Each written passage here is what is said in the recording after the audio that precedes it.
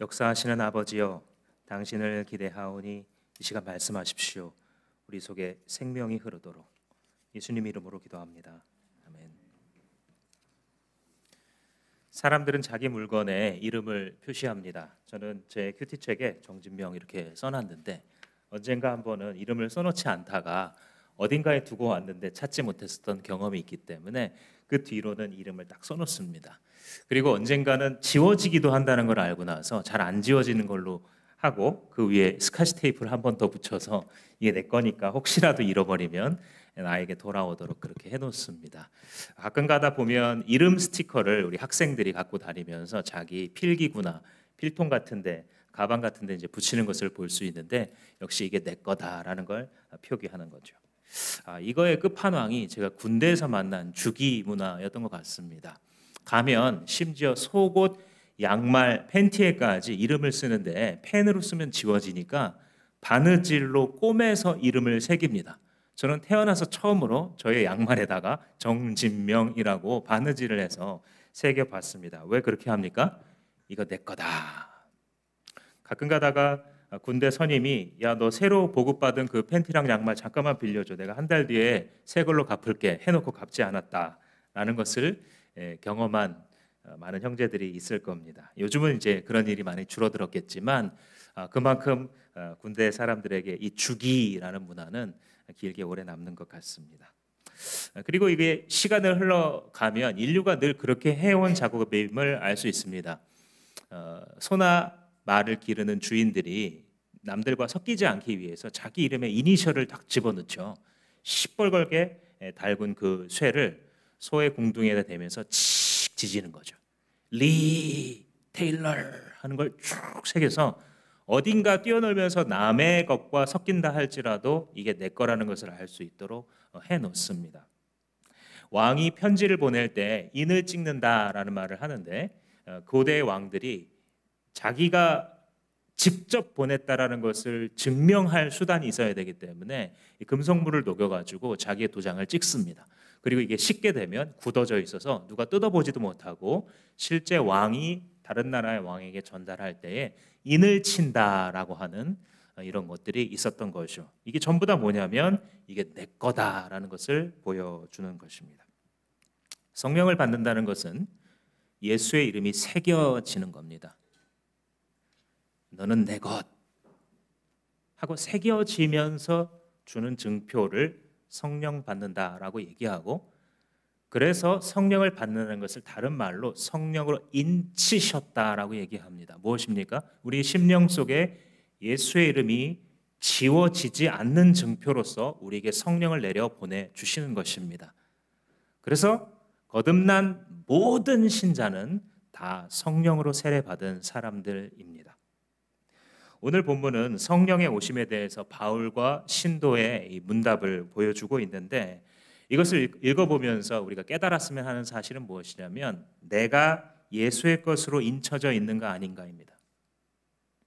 우리가 예수의 것으로 인쳐져 있는지 아닌지 어떻게 알 수 있고, 혹은 내가 인쳐지지 않은 상태로 머물고 있는 것은 아닌지, 이런 것들을 깨달았으면 좋겠습니다. 시작하면서 이 바울이 높은 지역을 거쳐서 에베소에 이르렀다 1절에서 이렇게 얘기하고 있는데, 이게 3차 선교 여행 때 에베소를 간 겁니다. 높은 지역이라고 하는 것은 이 튀르키예 남부 지역에 있는 타우르스 산맥이 있죠. 알프스 히말라야 산맥의 이제 중간에 낀 것이라 꽤 높은 지대입니다. 그래서 그 중에 높은 봉우리는 3,700m가 넘을 정도로 높은 지역입니다. 그러니까 쉽게 바울이 높은 지역을 거쳐서 에베소에 이르렀다 짧게 말했지만 엄청나게 고생한 겁니다. 1차 선교, 2차 선교, 3차 선교 여행을 하면서 지금 이제 에베소에 이르게 되는데, 이걸 이해하기 위해서는 2차 선교 여행 얘기를 다시 한번 해야 될 것 같습니다. 2차 선교 여행을 할 때 우리가 살펴봤었죠. 2차 선교 여행을 했을 때는 아주 짧게 방문했어요, 에베소를. 그리고서 에베소에서 회당에 들어가서 유대인들과 토론했다, 이런 장면이 이제 18장에 2차 선교 여행 때 이제 기록이 되고 있는데, 짧게 얘기했을 때 이 사람들이 눈이 띄었어요. 그래서 오래 머물면서 우리한테 이 도에 대해서 더 가르쳐 주세요 하는데도 바울이 이걸 거절하고 그냥 귀국을 해버리죠. 이 도대체 왜 그런가? 아니 지금 전도 여행 아니었나? 가서 사람들이 가르쳐 달라면 어이구 얼씨구나 하고 더 많이 복음을 가르쳐 주고 설교하고 성경 공부하고 삶 공부하고 간증하고 이렇게 해야지. 믿겠다고 하는데, 아니 더 들려달라고 하는데 왜 떠나버리는가? 요거는 성령의 인도하심 때문이었겠죠. 우리가 이미 여러 번 살펴본 것처럼 성령께서 때로는 우리가 믿음 가운데 계획해서 선택하게도 하시지만 그렇게 계획한 것을 막으시기도 하는 장면을 벌써 우리는 여러 번 보았습니다. 2차 선교 여행에서 이 팀이 두 개로 나눠지지 않습니까? 그래서 바나바의 팀과 바울 팀으로 나눠져요. 인간의 면으로 보면 이게 굉장히 흑역사입니다. 기독교의 흑역사. 왜냐하면 하나님께서 안디옥 교회를 세우셔서 성령 충만한 교회, 모든 인종이 함께 있는 교회, 그들이 오직 믿음 하나만으로 평가받고 리더가 되는 그런 교회였잖아요. 그런데 이 바나바 바울이 다퉈서 갈라서서 팀이 두 개가 된 거예요. 우리가 성경 읽은 것처럼 마가 요한 때문이었죠. 1차 선교 여행 때 배 타고 가다가 아마도 뱃길이 힘들었는지 아니면 키프로스 섬의 전도가 굉장히 힘들었어요. 신자가 많이 나오지 않습니다. 바예수라고 하는 그 마술쟁이가 엄청 괴롭히다가 결국은 하나님이 총독도 믿게 하셨지만, 그래서 거기서 이제 선교가 힘들구나라는 걸 알고 기가 꺾여서 중도 포기한 건지 아니면 뱃길이 힘들어서 중도 포기한 건지 잘 모르겠어요. 우리 올해도 우리 비전 트립 팀이 이제 여러 개가 가동이 됩니다만 작년 대만 비전 트립 팀이 잠깐 사역하고 또 배를 타는 중에 거의 모든 사람들이 배에서 구토를 했다 이 얘기를 들었는데 저도 옛날이 생각났습니다. 태평양 한가운데로 한 1시간 반 정도를 배 타고 들어갔는데 너무 멋있고 장엄하다라고 느낀 것도 잠시 금방 구토가 나오기 시작해서 의지로 참고 싶은데 안 참아지더라고요. 그래서 이해를 했었는데 아마도 마가 요한도 그 뱃길이 힘들었거나 아니면 내가 열심히 사역하는 것 같은데도 그 어려운 길을 넘어서는데도 열매가 별로 없으니까 인간적으로 좀 기가 꺾였거나 둘 중에 하나겠죠. 근데 아무튼 바나바와 바울의 시각이 달랐는데 바울은 1차 선교 때 실패했던 마가 요한을 다시 데려갑시다 이렇게 얘기했고, 바울은 아닙니다. 우리에게 주어진 이 사명이 얼마나 위대하고 큰 것인데 똑같은 실수를 반복할 수는 없습니다 하고 반대를 했죠. 그런데 결국은 합의가 안 된 거예요. 그래서 둘로 갈라집니다. 비극적인 순간이죠. 그런데 이걸 하나님의 시각으로 보자면 선교팀이 두 개가 된 겁니다. 바나바도 성령의 사람이고 바울도 성령의 사람이에요. 이 둘이 싸운 것은 자존심 싸움한 게 아니에요. 무엇이 정말 더 하나님을 위한 것이냐 하다가 그렇게 된 것이라, 그것은 물론 잘못된 일이죠. 지금 봐도 잘못된 일이지만, 그러나 하나님은 그런 연약한 자들을 통해서도 복음이 2배로 전해지게 만드는 거예요. 그래서 하나는 해상로를 통해서 다른 하나는 육로를 통해서 동시에 선교를 하게 하셨으니 하나님의 섭리 안에는 실패란 없는 줄 믿습니다. 우리가 연약할지라도 말이죠.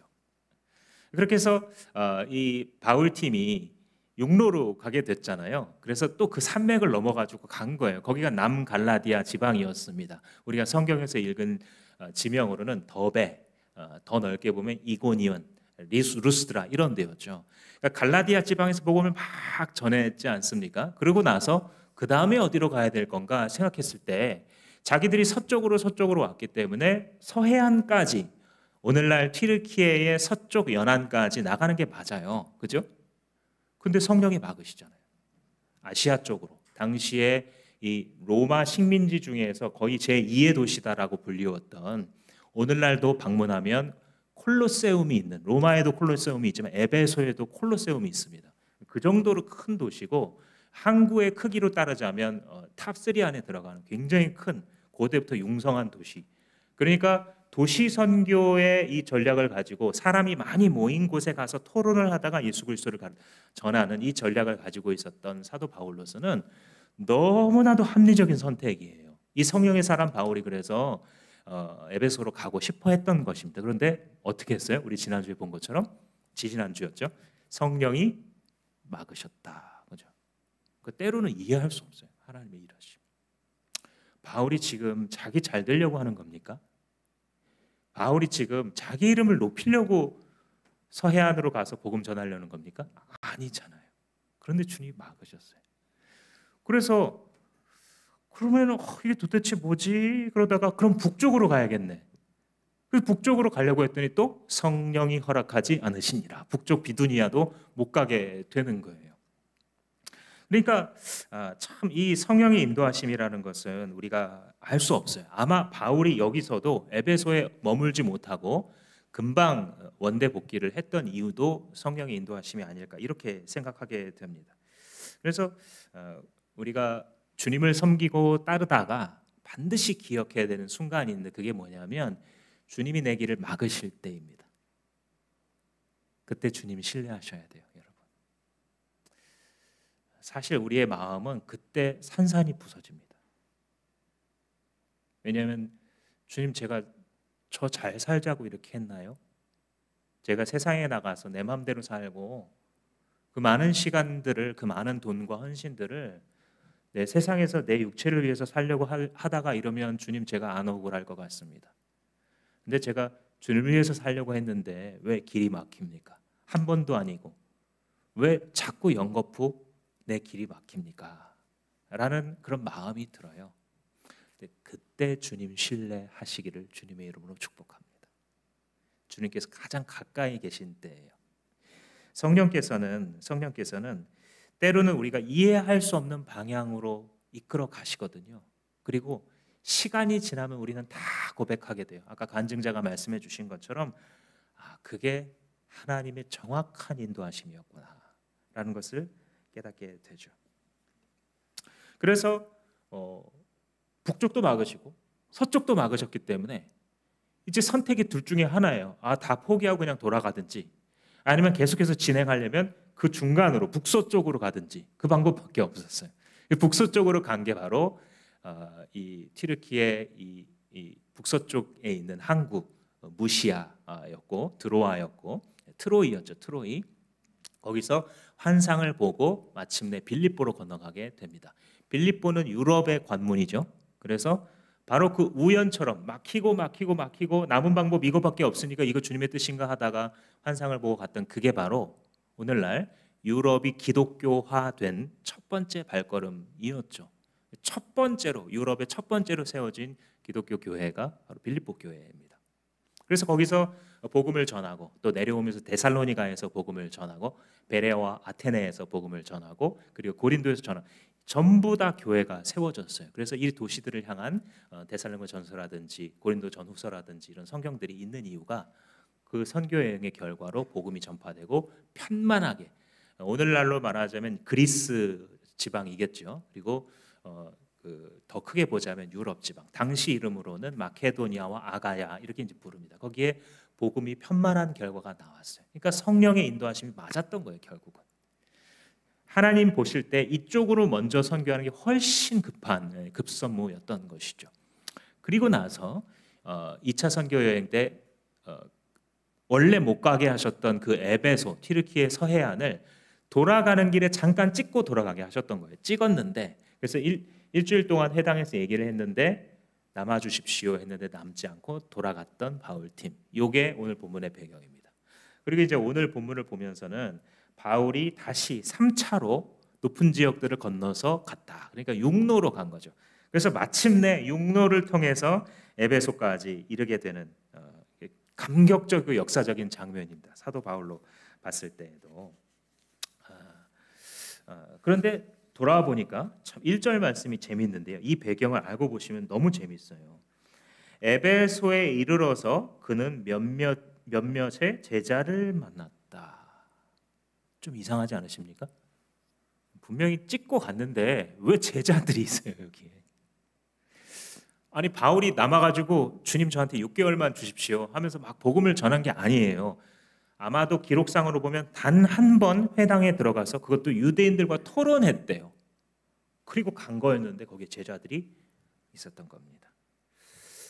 하나님이 그 교회사를 읽어보면 이런 좀 설명할 수 없는 일을 종종 행하시는데 중국 선교도 딱 그런 역사입니다. 1800년대에 아무도 선교하지 않고 있었어요. 그런데 윌리엄 캐리라고 하는 사람이 근대에 들어오면서 구두수성공이었던 사람이 하나님의 콜링을 받고 선교로 나가게 되고, 그 영향을 받았던 허슨 테일러라고 하는 유명한 선교사님이 중국 내륙으로 들어가서 선교를 해야겠다라는 마음을 품고 중국 내지 선교회를 세우게 됩니다.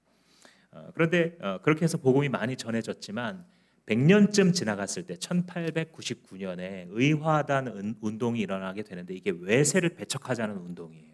그래서 이때부터 복음 전파가 힘들어지기 시작했고, 10년이 더 지나서 1910년에 신문화 운동이라는 게 벌어집니다. 그러니까 중국 공산당의 시초입니다.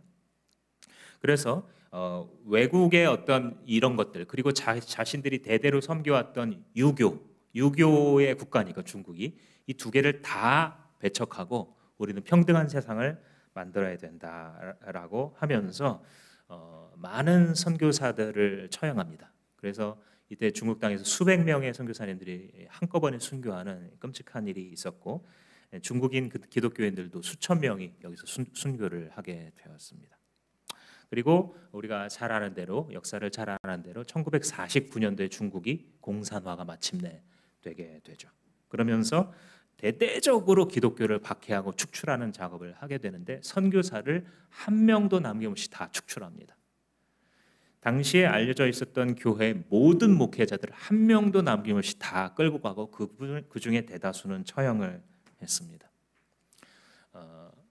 특별히 문화대혁명 기간 1966년부터 76년까지 10년 동안 우리가 잘 아는 대로 자신들의 문화유산도 다 파괴할 뿐만 아니라 특별히 기독교회가 모두 문을 닫게 만들고 모든 성경책을 다 빼앗아서 불태우는 그런 일이 있었습니다. 선교사가들 그리고 당시의 기독교 지도자들은 경악했습니다. 어떻게 저렇게까지 잔악하게 기독교를 핍박할 수 있겠는가? 저기서 중국의 교회가 과연 살아남을 수 있을까? 이런 생각을 했었죠. 그리고 공산화 30년 만에 1979년도에 등소평이 등장하면서 개혁개방 정책을 펴들었죠. 그랬을 때 선교사님들이 이제 문호가 다시 열리니까 들어갔습니다. 들어갔는데 교인 수가 100배가 성장해 있는 겁니다. 수천만 명의 기독교인이 있었어요. 설명할 수 없는 현상이었습니다. 아무리 선교사님들이 그렇게 많이 들어가서 그런 활동을 해도 복음화가 그렇게 많지 않았었는데, 오히려 어떻게 그분들이 다 쫓겨나고 자기들만 남아서 지도자들도 없어지고 성경도 없는 상태였는데 어떻게 이렇게 폭발적인 성장을 할 수 있겠는가? 나중에 알고 보면 그들이 가정에 숨어들었죠. 처소교회라고 불렸는데 오늘 우리의 목장과 비슷한 것입니다. 교회 건물에 모이면 잡혀가기 때문에 집에 모였고, 그리고 다른 데서 모이면 또 안 되기 때문에 거기서 조용히 같이 밥을 먹고 조용히 주님을 찬양하는, 그런데 그것이 기독교의 진정한 야성을 불러일으킨 것이죠. 그래서 그들은 의도하지는 않았는데 초대교회의 모습으로 돌아간 거예요. 신약교회의 모습으로 서로 목숨을 건 결사체, 핍박과 어려움이 있다 할지라도 그 안에서 예수를 높이고 서로 사랑하고, 대형화된 어떤 그곳에 들어가는 종교 경험이 아니라 우리 몇 명이 모인 중에 임재해 계신 주 예수 그리스도를 그들은 느꼈고, 그것이 성령의 충만함으로 이루어져 교회가 폭발하게 되었던 그런 역사적 증거가 있습니다. 에베소도니까 그렇게 볼 수 있어요. 이게 도대체 어떻게 가능했는가? 성령 하나님께서 주권적으로 역사하신 것으로 볼 수 있는데, 한 가지를 생각해 볼 수 있는 것은 아마도 아볼로 같은 사람이 좀 역할을 했지 않았겠는가 싶습니다. 18장 24절에 보시면 아볼로라는 사람이 알렉산드리아, 그러니까 북부 아프리카 출신인데 이 사람이 성경에 능통했대요. 그리고 한 가지 더는 언변이 매우 뛰어났습니다. 당시에 수사학이, 이 그레코 로마 수사학이 굉장히 발달했고, 이게 지금까지 의회주의로 가고 있는 현대 사회에서의 정치인들의 그 말의 중요성, 이런 것들의 그 뿌리가 되는 게 그리스 로마의 수사학들인데, 아마 그 수사학까지도 겸비하고 있는 굉장히 드문 인물이죠. 사도 바울이 저 사람은 글에는 힘이 있으나 말에는 조라다. 그러니까 그 편지나 성경을 읽어보면 하나님이 역사하셨으니까 엄청났는데 이분이 앞에 서서 가르치면 많은 사람들이 그랬다는 거죠. 그런데 아볼로는 그게 아니라 성경에 능통한데 말도 잘한 거예요. 그래서 압도적으로 유대인들을 꺾어서 증언하는 이런 장면이 나옵니다. 그래서 이 아볼로의 이름이 오늘날 이 변증학이라는 학문 안에도 들어와 있는데, 그래서 이 아볼로와 같은 사람이 가르치긴 가르쳤어요. 그런데 사실은 예수 그리스도를 잘 몰랐습니다. 아볼로는. 성경을 읽어보시면 세례 요한의 세례까지밖에 몰라요. 그러니까 구약 성경만 아는 것이죠. 이미 오신 예수 그리스도, 그가 죽으시고 부활하사 하나님의 아들로 증명되신 이 사건들을 잘 모르고 있었던 상황이었습니다. 그러니까 참 보면 하나님 하시는 일이 사람의 한계를 넘어서 일하시는데, 사도 바울이 아무리 위대해도 혼자 다 감당할 수가 없어요. 이런 탁월한 하나님의 일하심을. 그럴 때 하나님께서 이 아볼로라는 사람, 비록 부족한 지식을 갖고 있지만 그 사람을 사용하기도 하고, 또 브리스길라와 아굴라라고 하는 사도 바울의 동역자 있죠.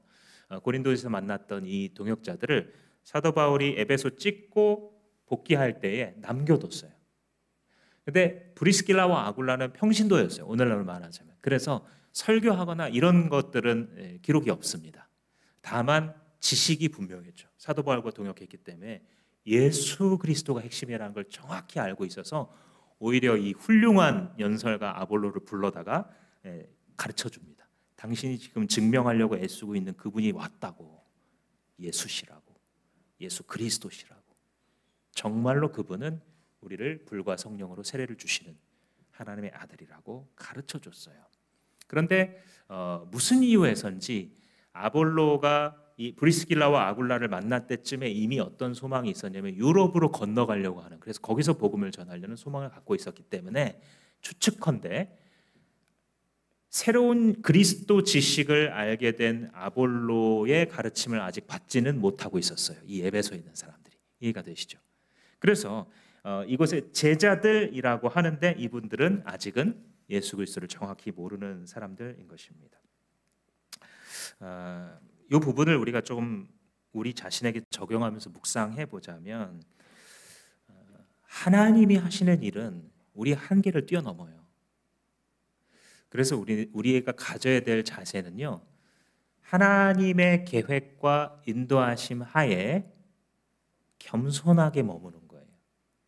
주님이 우리에게 물려주시는 분량이 있거든요. 성령께서 자기의 뜻에 맞게 각 신자에게 나눠주시는 믿음의 분량이 있는데 그 분량에 좀 관심을 가져야 됩니다. 오늘날의 많은 그 신도들이 성령이 나눠주시는 이 믿음의 분량에 대해서 너무 무관심해서 어떤 사람들은 주님께서 주시는 것보다 너무 작은 데 골몰해 있어요.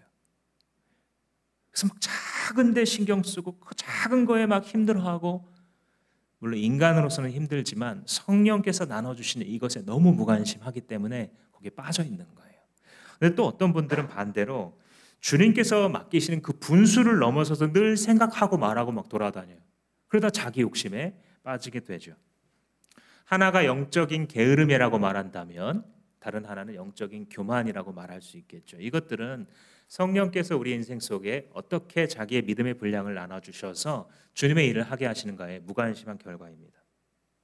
특별히 우리는 남들과 비교해서 내가 초라할 때 많이 이 시각을 놓치는 것 같아요. 주님이 나눠주신다라고 하는 개념을. 그래서 보면 남들은 이 부분이 잘 풀리고 하고 있는 것 같은데 나만 막혀 있는 것 같고 내가 초라하고 작게 느껴질 때, 그때 하셔야 될 일이 성령께서 자기의 뜻대로 교회의 지체들에게 나눠주시는 분량, 이걸 생각하세요. 왜냐하면 내가 작다 여기는 그 순간에 주께서 이미 큰 일을 행하고 계시거든요. 내가 지지부진한 것 같고 이거 별 의미도 없는 것 같은, 그런데 하나님께서 나에게 주신 작은 분량이기 때문에 그거 붙들고 있을 때 주님의 위대한 일이 나타나게 되는 것입니다. 내가 크다고 여겼던, 엄청 중요한 거라고 여겼던 그것이 사실은 아주 작은 일이라는 것을 주님을 알아가는 이 일에 비하면 그것이 별거 아니었다는 사실을 주님께서 깨닫게 하십니다.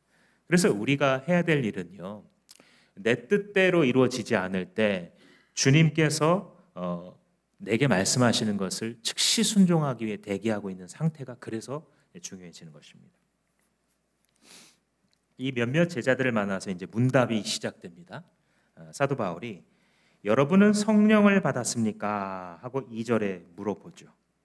인사치레가 아니에요, 이 질문이. 분명한 목적을 가지고 이 질문을 하고 있습니다. 예수 그리스도를 참으로 믿는다면 이 사람에게 성령의 세례가 주어지게 되어 있어요.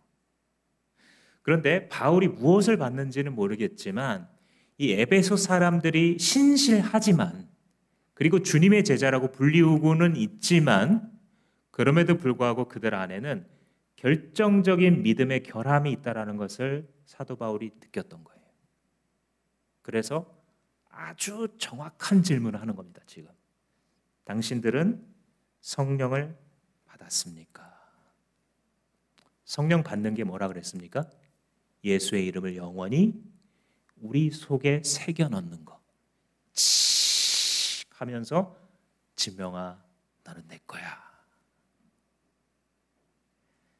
지금까지는 너의 꿈을 위해서 살아왔지.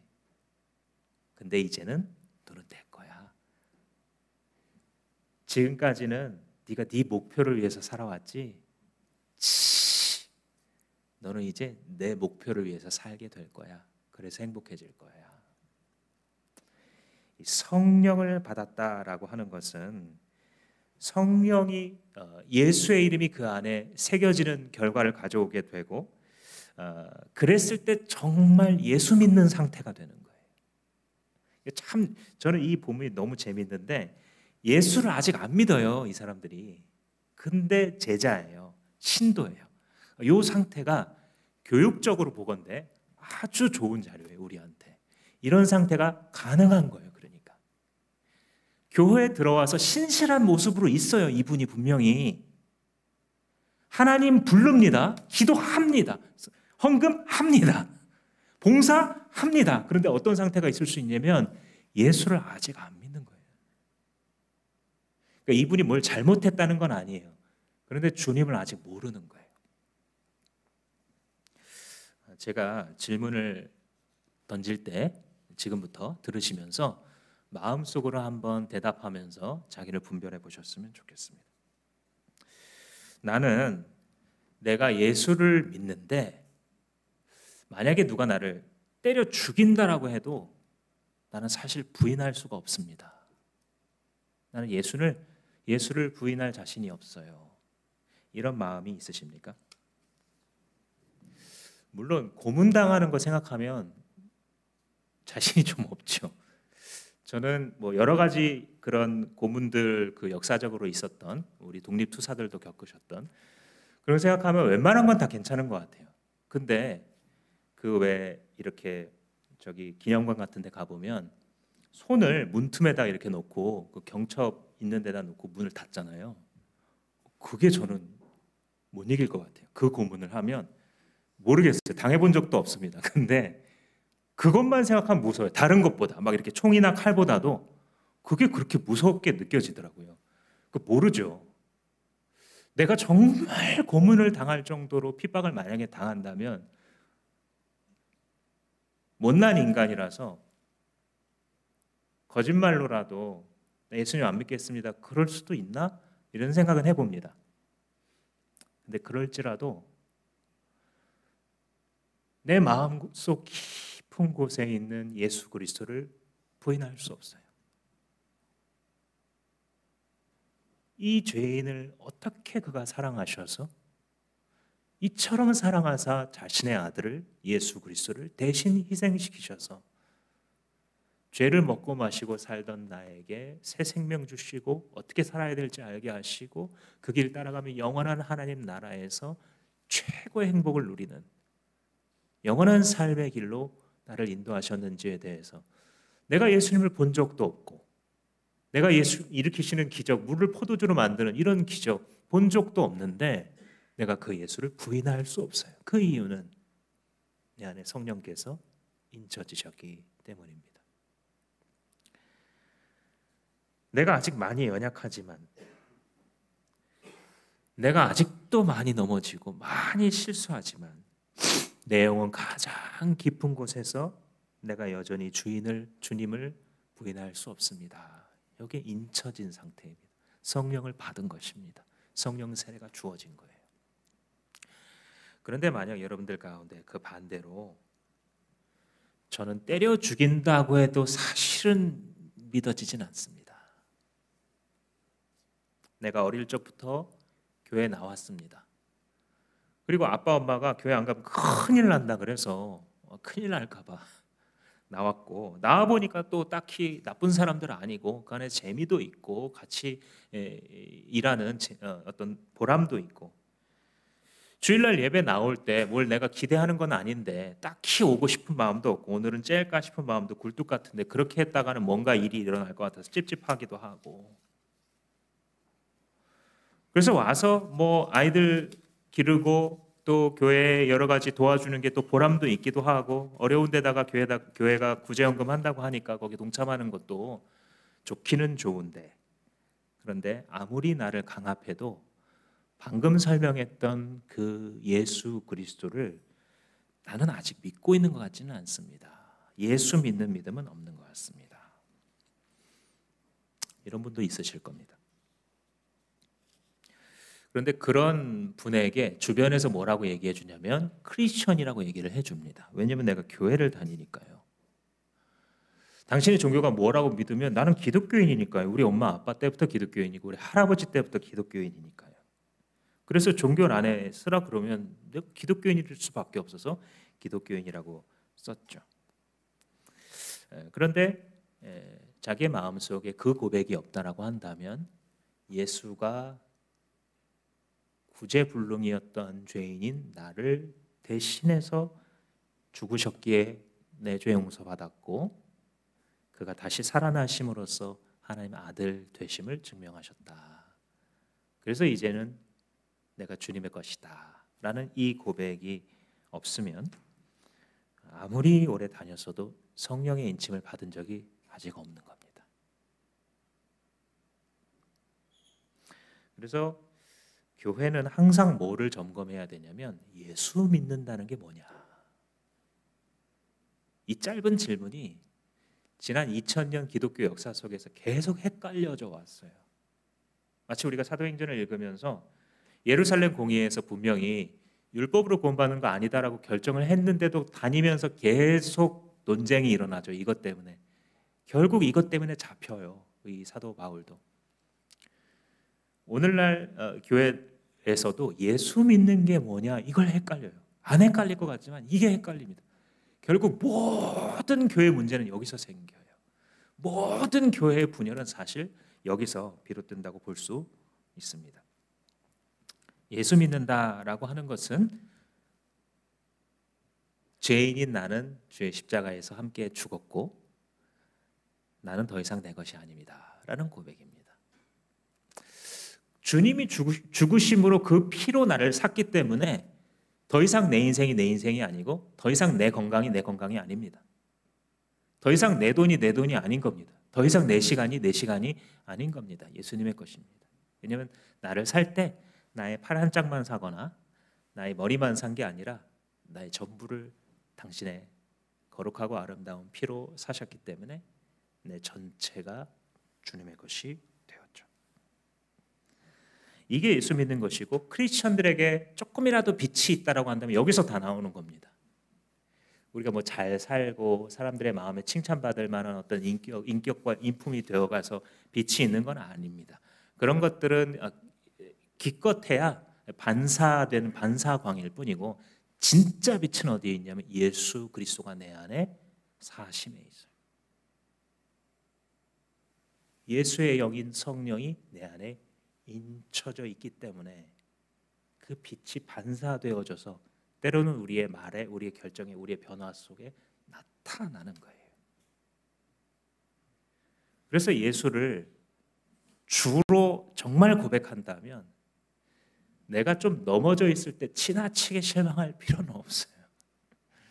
왜냐면 나는 발광체가 아니니까. 나는 반사체니까. 내가 주의 성령께서 드러나시도록 하는 그거를 막는 죄와 게으름 속에 있구나라는 걸 깨달으면 될 뿐 지나치게 실망할 필요는 없습니다. 우리가 일어나는 방법은 100번 넘어져도 200번 넘어져도 똑같아요. 죄인 괴수의 구주 되시는 예수 그리스도의 은혜 때문에 주님, 내가 당신을 다시 찾습니다. 나를 정결케 하옵소서. 100번 1000번 동일하게 우리는 일어나는 것이죠. 그래서 성령을 받았습니까? 라고 물어보자 이들의 대답이 재밌어요. 2절 말씀에 우리는 성령이 있다는 말도 못 들어봤습니다. 성령을 받지 못한 건 당연하고 성령 그게 뭔데요? 이렇게 물어본 거예요. 성령이 그게 뭔데요? 우리는 성령이라는 말도 들어본 적이 없습니다. 참 재밌죠. 성령을 들어보지도 못한 사람들이 제자라고 불리고 있습니다. 그죠? 이분들이 나쁘다는 건 아니에요. 그 방향으로 가고 있긴 해요. 왜냐하면 그들이 받았던 이 교육이 예수 그리스도를 위하여 마음을 준비하는 방향인 건 맞습니다. 그런데 그들이 정말 믿고 싶어하는 바는 스스로도 모르고 있는 그들의 영혼이 정말 만나고 싶은 것은 예수예요. 결국. 근데 아직 거기까지 못 가고 있는 것이죠. 그래서 바울이 다시 물어봐요. 그러면 당신들은 무슨 세례를 받았습니까? 제자라고 일컬음 받으려면 분명히 무슨 세례를 받았거든요. 그러면 무슨 세례를 받았습니까?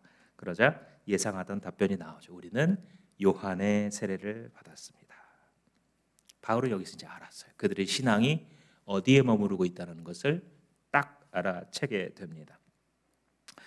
예수를 믿을 마음의 준비가 준비까지만 되어 있고 그 예수 그리스도를 구주요 주인으로 모신 적이 아직 없는 것이죠. 아까 우리가 설명했던 그 아볼로의 가르침, 꼭 아볼로의 영향만 받지는 않았을 겁니다. 에베소에 여러 크리스천들이 있었기 때문에. 그러나 그들이 머물러 있는 단계가 세례 요한의 세례까지만 알고 있었던 거죠. 세례 요한의 세례가 뭐냐? 회개의 세례입니다. 회개의 세례. 너희들 삶에 문제가 있어. 여기에 동의한 거예요.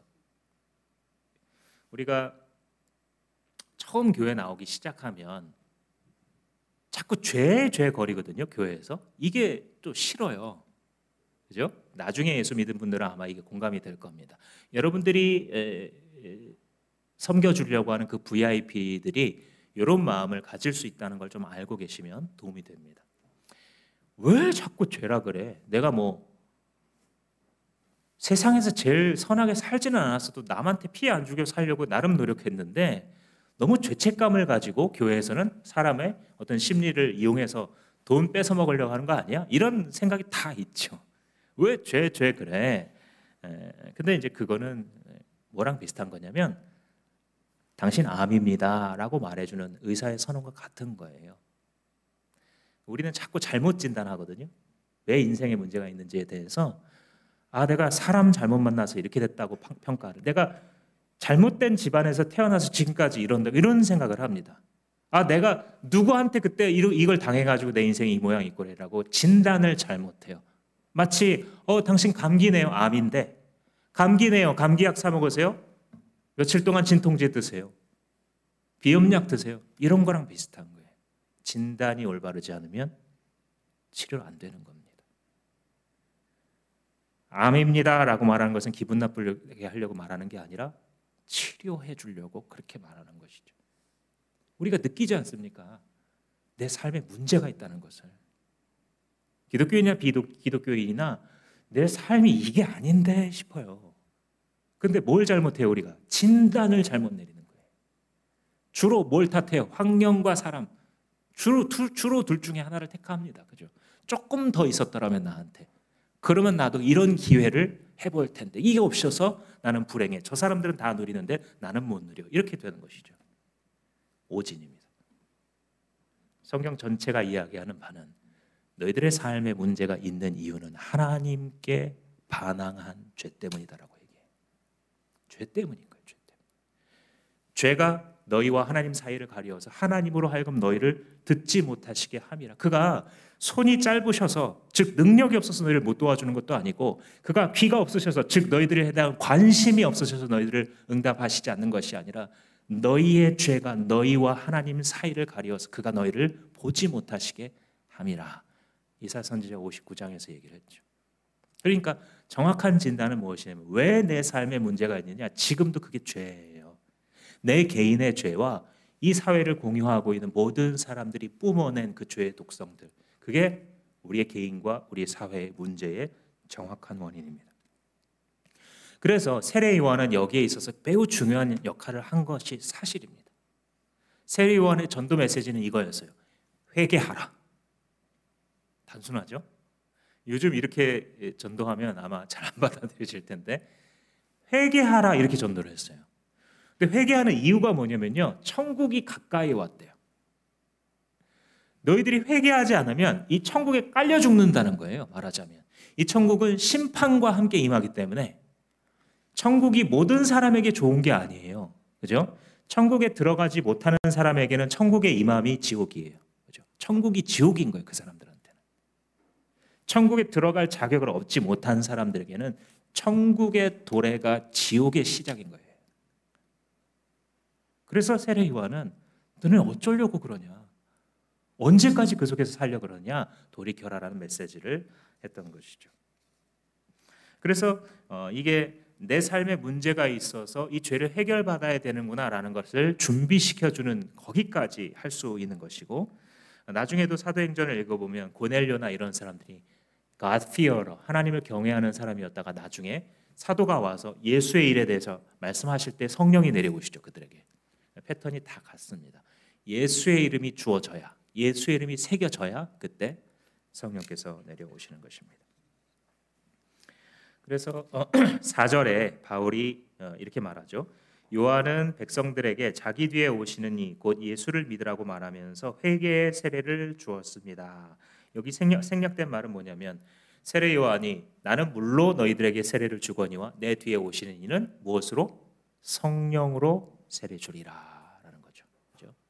그러니까 예수 그리스도가 오실 준비 단계로서의 세례였다는 것을 아마 이 제자들도 알고는 있었던 것 같아요. 뭔가 더 있다. 여기서 뭔가 더 있는데, 지금 우리의 신앙생활 이게 전부가 아닌데, 뭔가 있는데, 성경에 보면 뭔가 내가 경험하지 못한 뭐가 있다라고 얘기를 하는데 라고 말하고 있는데, 그게 바로 예수 그리스도의 이름이 새겨지면서 성령의 세례를 받는 것이죠. 그래서 5절 말씀에 이 말을 듣고 그들은 주 예수의 이름으로 세례를 받았다. 그리고 바울이 그들에게 손을 얹으니 성령이 그들에게 내려오셨다라는 것이죠. 성령이 인쳐진 것입니다. 에베소의 제자들이 비로소 참 믿음에 이르게 되었던 거죠. 너무 재미있는 것은 7절 말씀에 그 사람의 수가 약 12명이 되었대요. 누가의 의도가 보여요. 누가도 정확하게 숫자는 몰라요. 그런데 뭐가 떠오르는 거냐면, 마치 예루살렘에 성령의 임함을 기다리고 있었던 12 사도들에게 성령이 내리셔서 예루살렘에 복음이 폭발하게 되었던 이것과 겹쳐 보이는 거예요, 지금. 그죠? 그래서 이번에는 예루살렘이 아니라 이 소아시아 지방에 복음이 폭발하는 거예요. 무엇으로?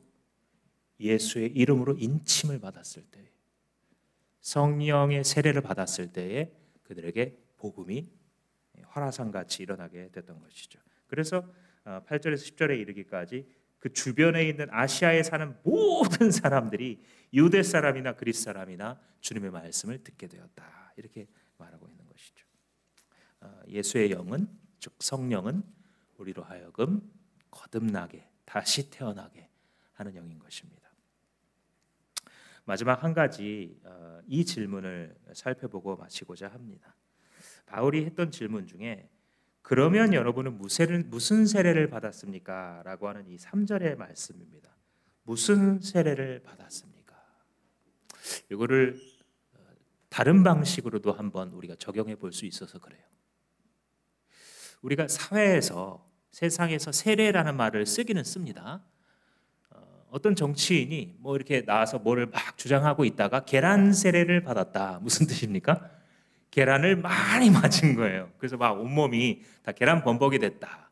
어떤 사람이 뭐 포토라인 앞에 서가지고 플래시 세례를 받았다 그러잖아요.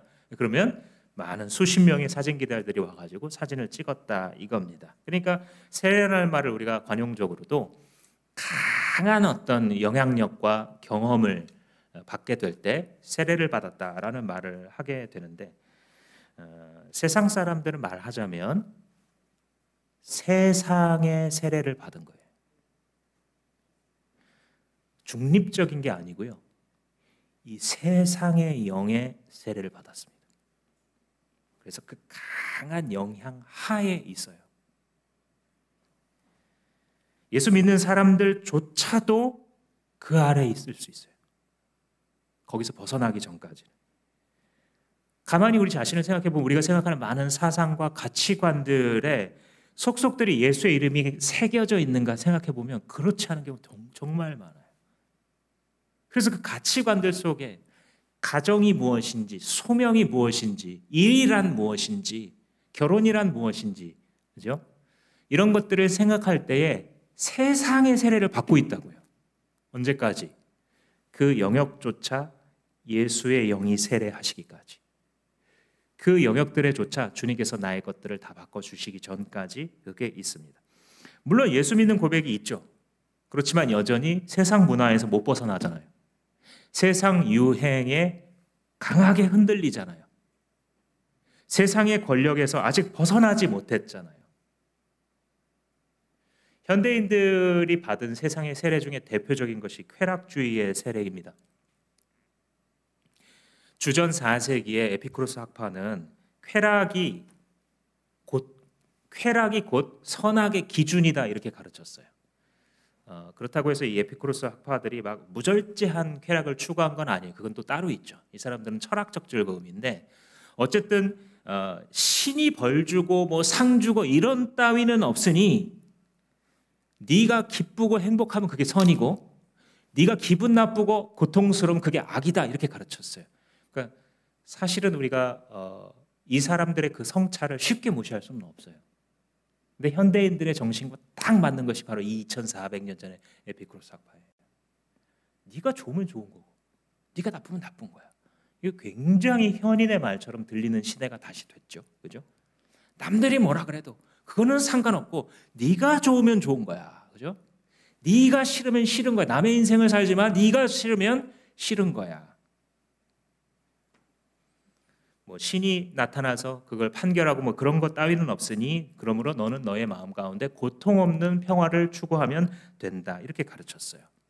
네 기분이 좋으면 선이고 네 기분을 나쁘게 하는 것은 악이다라는 거죠. 이게 어디에 들어와 있어요? 크리스천인데도 우리 안에 자리 잡고 있는 것을 금방 발견할 수 있죠. 그렇지 뭐 인생 별거 있나? 아끼면 똥 되는데 내가 즐거운 일을 해야지. 내가 이거 가지고 하면 뭐하나? 결국은 내가 잘 되고자 하는 건데. 그래서 고통을 피할 수 있는 방법이 그게 굉장히 선하고 지혜로운 거죠. 그죠? 휴식을 취할 때 내 기분이 좋으면 그게 좋은 거예요. 그게 반드시 옳고 그르냐를 떠나서. 그죠? 내 마음에 위안이 되고 힐링이 되는 것 같으면 그게 주 예수를 따르는 길과 전혀 상관없어도 괜찮아요. 이런 것도 있어야지라고 하는 자기 영역을 딱 사람들은 가지고 있습니다. 자본주의의 세례를 받은 분도 있습니다. 뭐니 해도 애들은 이런 데 가야지. 이런 데 애들 보내야 돼. 부모들이 이런 데 애들 안 보내주면, 이런 경험 안 시켜주면 큰일 나. 어느 대학교를 가야 돼. 교회를 할 때에도 뭐가 있어야 돼. 교회도 결국은 돈 아니냐. 일단은 규모와 경제가 있어야지. 그게 하나님의 뜻과 상관없더라도. 자본주의의 세례가 만연해 있죠. 사회주의의 세례도 있습니다. 같은 동족을 찔러 죽이더라도 새로운 세상을 만들어야 된다라고 하는 판단. 이런 광기 어린 발상이 세례가 아니고서 어떻게 설명할 수 있겠어요? 동시대인들에게 그 시대의 흐름에 따라서 사로잡는 영들이 있어요. 그래서 그냥 영향을 받는 정도가 아니라 강렬한 영향을 받고 있는 거예요. 세상의 세례. 좌파의 세례, 우파의 세례. 광기 어린 모습들을 이해할 수 없어요. 상대편을 바라보면 저 사람이 이해가 안 되죠.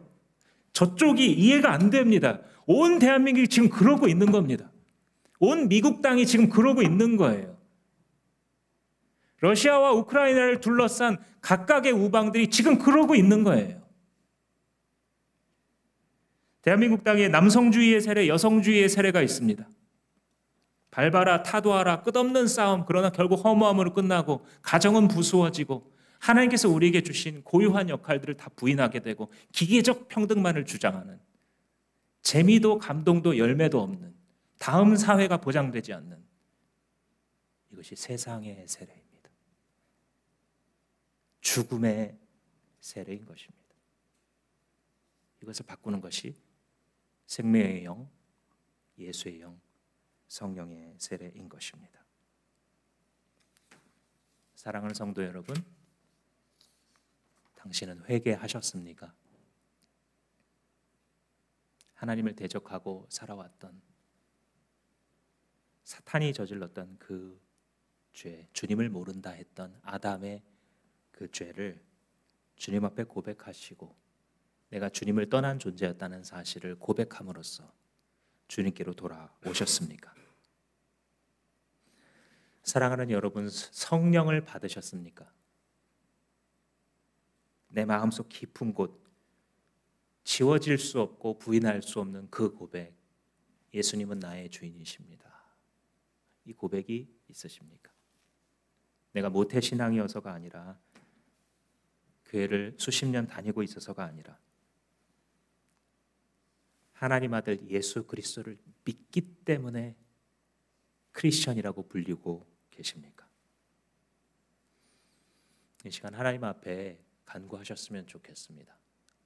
내가 아직 성령의 인치심을 받은 사람은 아니구나 라고 여겨진다면 예수의 이름 앞에 나오십시오. 아니, 내가 예수를 오랫동안 불렀는데 예수의 이름 앞에 나오라는 뜻이 무슨 뜻입니까? 예수님 말씀하셨습니다.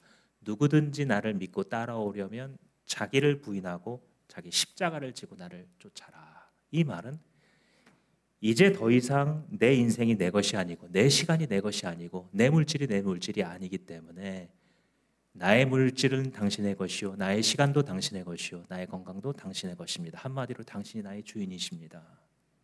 당신이 나의 구원자요 주인이십니다 라고 하는 고백이 내 안에 있게 하옵소서라고 기도하시기 바랍니다. 이 고백이 이미 있는 분은, 하나님, 내게 이미 이 고백이 있다는 것은 성령의 인치심이 있는 것이라고 했는데, 그렇다라고 한다면 내가 그 성령과 동행하게 해주십시오. 어지러운 소음, 이 세상의 소음 가운데에 때로는 이 소리를 쫓았다 저 소리를 쫓았다 우왕좌왕하고 있는 나를 불쌍히 여겨주셔서 내가 예수 믿을 때 처음부터 허락하셨던 그 예수의 영이 충만하고 온전한 활동이 내 삶을 지배하게 하여 주셔서 내가 말하는 모든 바가 주 예수와 그의 나라에 대한 증언이 되게 하여 주시옵소서라고 주님 앞에 고백하시는 여러분 되시기를 주님의 이름으로 축복합니다. 온 세계와 만물을 지으신 하나님 아버지, 당신을 부인하고 떠났던 악하고 구제불능인 아담의 후손 우리들을 주님께서는 버리지 않으셨습니다. 죄와 사망이 지배하는 곳에서 세상을 즐기고 흉악한 죄에 빠져 있던 우리들을 주님 심판에 버려두지 않으시려고 당신의 아들 예수를 보내주시기까지 우리를 사랑해 주셨습니다. 그가 대신 피 흘려 우리의 죄를 씻으시고 그가 대신 맞으심으로 우리가 나음을 입게 하셨으니 주여, 크리스천이라 이름 부름 받은 우리가 이제 내 것이 아니요 주님의 것임을 다시 회복하는 우리 시대의 교회가 되게 하여 주시옵소서. 예수라는 이름만 코트처럼 둘러얹고 자기의 욕망을 위해서 살아가는 우리 시대에 우리들을 용서하여 주시고 우리 그리스도인들, 우리 교회들을 용서하여 주셔서 자신의 몸 버려 피 흘려 모두를 위하여 나눠주셨던 예수 그리스도를 믿는 믿음으로 하나님이 이 세상에서 죽어가는 영혼들을 구하기 위하여 깨어져 버린, 찢어져 버린 사람들과 가정들을 살리기 위하여 주님의 사람들로 나아갈 수 있는 성령이 충만한 사람들 되게 하여 주시옵소서. 하나님, 이들 가운데 성령의 인치심을 받지 못한 자들이 있습니까? 하나님, 깨닫게 해주시고 사모하게 하여 주셔서 참된 예수 믿는 믿음을 갖게 하시고 주어지는 성령의 세례에 따라 성령의 충만함이 불릴 듯 일어나 주님의 나라를 위해서 살아갈 수 있는 자들 다 되게 하여 주시옵소서. 이 나라 이 땅을 주님께서 불쌍히 여겨주셔서 이 계엄 이후에 있는 후폭풍을 속히 매조지하고 하나님 다음 단계로 넘어갈 수 있도록, 하나님 그 이후에도 좋은 정부와 좋은 사회, 하나님 깨어있는 교회가 될 수 있도록 주님 축복하시고 구기를 더하여 주옵소서. 감사하고 예수님의 이름으로 기도합니다. 아멘. 다 같이